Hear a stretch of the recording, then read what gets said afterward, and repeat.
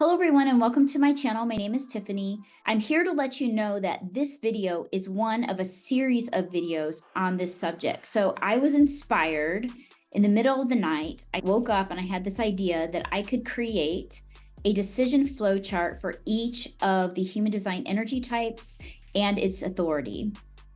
I want you to know that I'm taking a topic that is very nuanced, that it can be complicated at times, and I'm distilling it into a simple flowchart.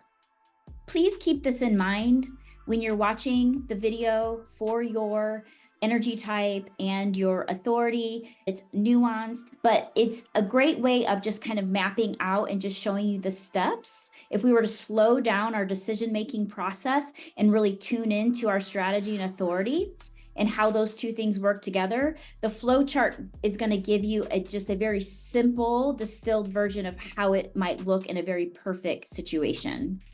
And before I get into the decision flow chart for your energy type and authority, I just want to let you know that you can find me at www.aluxuriousmind.com. I want to let you know that there are multiple ways to work with me there. I have some courses on human design. I just released a course called Unlock Your Money Code, and I have a free library of all kinds of good things that you can check out, and there's no strings attached. I'm not even asking for an email for my stuff in my free library. So if that is of interest to you, go ahead and pop over there as well when you get done with this video. Okay, so if you're watching this video, you are likely a projector with emotional authority. So as a projector, how do you navigate your strategy and authority? So your strategy is waiting to be invited, and then your authority is how you make decisions. So in a perfect world, the invitation is going to come in. So as we know, the projector's strategy is waiting to be invited.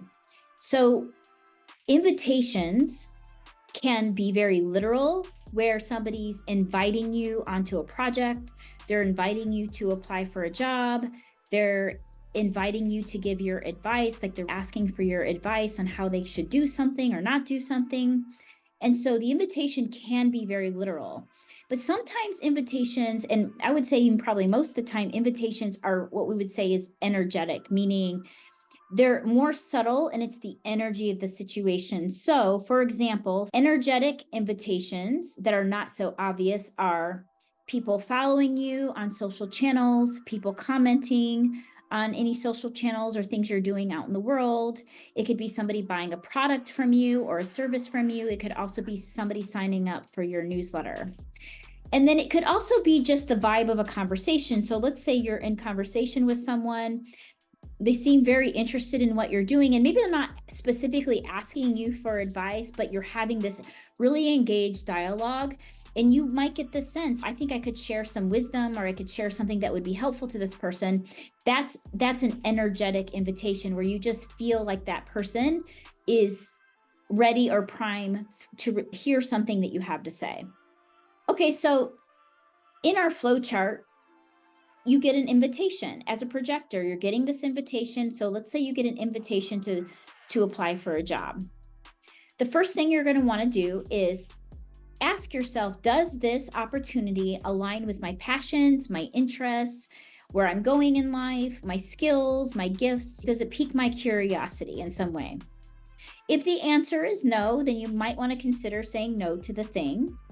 If the answer is yes, the next thing you're going to want to do is take some time to make a decision, or buy yourself time.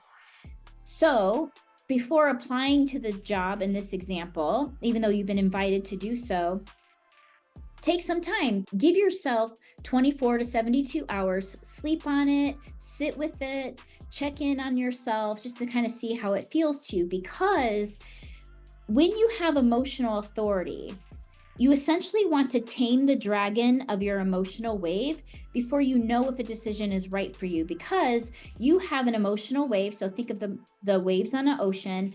When you're at the high of your wave, you're going to be in a better mood.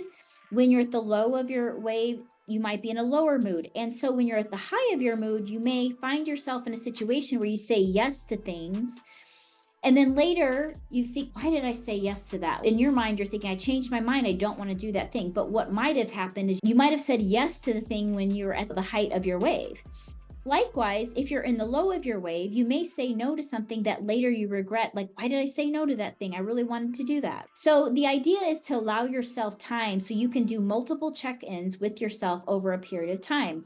I have a friend who has emotional authority, and when she learned she had emotional authority, it was so helpful to her because she said, Tiffany, it's so freeing because now I know that when something comes up and I need to make a decision, I can give myself grace to just kind of sit with it and just kind of be with that decision, right?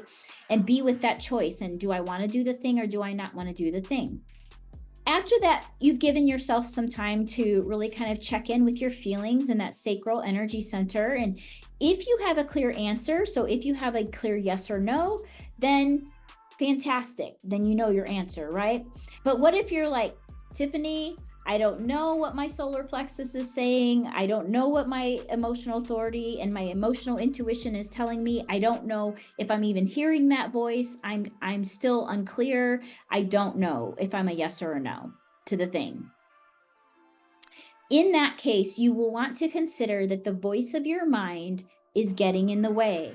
So, how do we tell the difference between the voice of our mind and the voice of our intuition? So, when you have emotional intuition, it is about the feeling of something. Does something feel how I want it to make me feel? Does it make me feel good? Does it make me feel bad? Does it make me feel excited? So, really tapping into the emotions.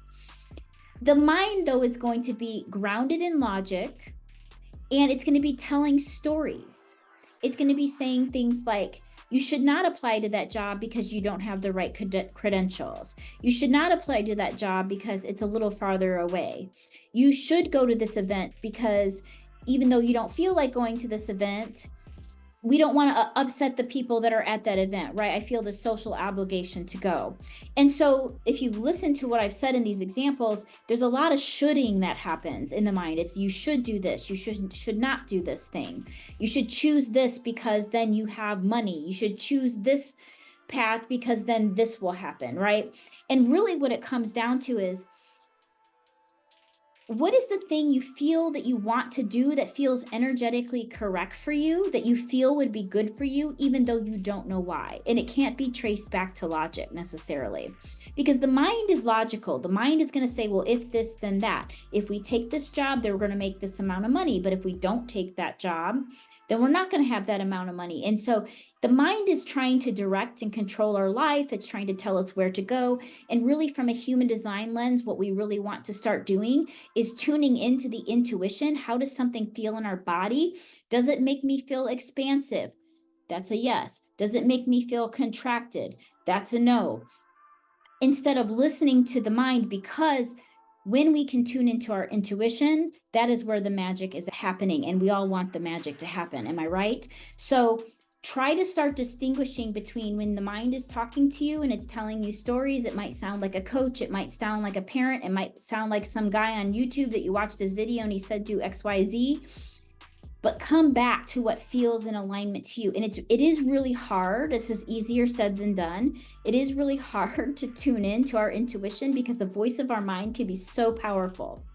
So I hope this information was helpful to you in some way. And if you have any questions, please let me know.